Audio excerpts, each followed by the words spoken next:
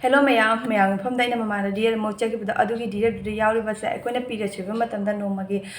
menstrual productions the Yard of the Nomagi Labangam Gadina High given ever. Other mayam Amana recommend the Labangamo and high edit the Sina Hagada is Labangamoeva. Mayam Huzik Tungang the lady Bonapimasa since can and upon the pets from the Vadagi Madam or a Gamosa Pina Yama Sizineva. Other Pina Sizina was Nakari problem. We have the Moisa Matam Sana School Japangam the problem Yama to her level or the Matatasu Nunhakam. ꯃꯇꯝꯗꯁꯨ ꯂꯤꯛ ꯑꯣꯏꯔꯛꯇꯅ ꯃꯣꯏꯗ ꯌꯥꯝꯅ problem ꯑꯣꯏꯍꯜꯂꯦꯕ ꯑꯩꯈꯣꯏꯒꯤ ꯐꯤꯅ ꯁꯤꯖꯤꯟꯅꯕ ꯍꯥꯏꯅ ꯍꯥꯏꯁꯦ ꯑꯗꯨꯝ ꯅꯨꯃꯤꯠ ꯈꯨꯗꯤꯡꯒꯤ ꯁꯤꯖꯤꯟꯅꯔꯛꯇꯣꯏꯅꯤꯅ ꯑꯗꯨꯗꯒꯤꯁꯨ ꯑꯅꯥꯕ ꯃꯌꯥꯝ ꯑꯃ ꯄꯣꯛꯍꯜꯂꯦ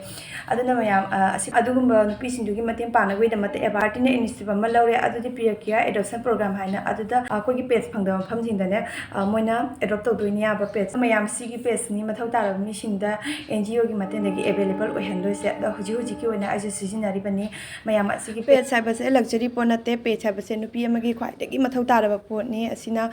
ꯁꯤꯖꯤꯟꯅꯔꯒ ꯅꯨꯄꯤ ꯀꯌꯥꯒꯤ ꯑꯅꯥꯕ ꯀꯌꯥꯗꯒꯤ ꯉꯥꯛꯊꯣꯛꯍꯟꯗꯣꯏꯅꯤ ꯑꯗꯨꯅ ꯌꯥꯝꯅ ꯑꯁꯤꯒꯨꯝꯕ ꯑꯃꯒꯤ ꯃꯐꯝ ꯈꯪꯕꯤꯕ ꯇꯥꯔꯒꯗꯤ ꯃꯈꯥꯗ ꯄꯤꯔꯤꯕ ꯂꯤꯡ ꯑꯁꯤꯗ ꯃꯐꯝ ꯑꯗꯨꯒꯤ ꯃꯃꯤꯡ ꯏꯕꯤꯔꯝꯃꯣ ꯑꯗꯨꯒ ꯑꯦꯕꯥꯔꯇꯤꯅ ꯃꯐꯝ ꯑꯗꯨꯗ ꯃꯈꯣꯏꯒꯤ ꯄꯦꯖꯁꯦ ꯌꯦꯡꯍꯣꯠꯅꯕ ꯇꯧꯔꯛꯇꯣꯏꯅꯤ ꯃꯌꯥꯝꯅ ꯚꯤꯗꯤꯑꯣꯁꯤ ꯌꯥꯔꯤꯃꯈꯩ ꯁꯤꯌꯥꯔ ꯇꯧꯕꯤ ꯃꯌꯥꯝꯒꯤ ꯁꯤꯌꯥꯔ ꯑꯃ ꯍꯣꯠꯅ ꯅꯨꯄꯤ ꯀꯌꯥꯒꯤ ꯄꯨꯟꯁꯤꯕꯨ ꯀꯟꯕ ꯉꯝꯗꯣꯔꯤꯕꯅꯤ